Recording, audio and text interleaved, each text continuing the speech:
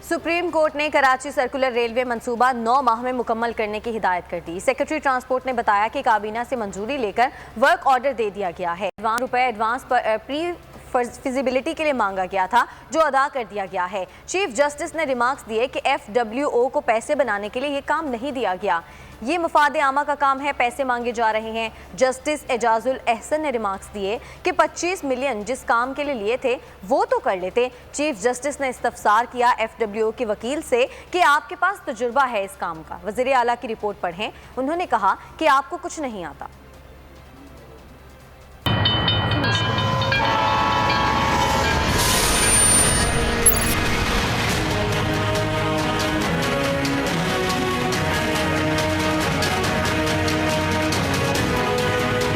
Karachi circular railway 9 माह में मुकम्मल करने का हुक्म। चीफ जस्टिस ने सिंध हुकूमत को हतमी डेडलाइन दे दी। मंसूबा मुकम्मल करके रेलवे के हवाले करने की हिदायत।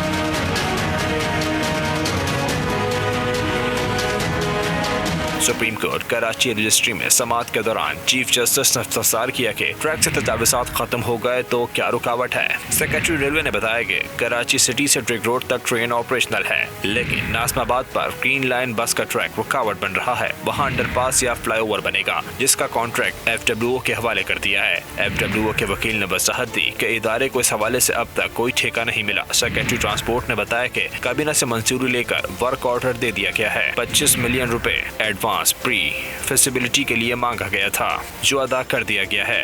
अदालत ने रिमार्क्स दिए कि FWO को पैसे बनाने के लिए ये काम नहीं दिया गया, ये मफाद आमा का काम है, पैसे मांगे जा रहे हैं। 25 मिलियन जिस काम के लिए लिए थे वो तो कर लेते। चीफ जस्टिस ने FWO के वकील से इस्तफसार किया कि आपके पास तजुर्बा है इस काम का। वज़ीर आला की रिपोर्ट पढ़ें। उन्होंने कहा है कि आपको कुछ नहीं आता। सुप्रीम कोर्ट ने 9 माह में ECR मुकम्मल करने का हुक्म देते हुए मंसूबा मुद्दत में रेलवे के हवाले करने की हिदायत कर दी।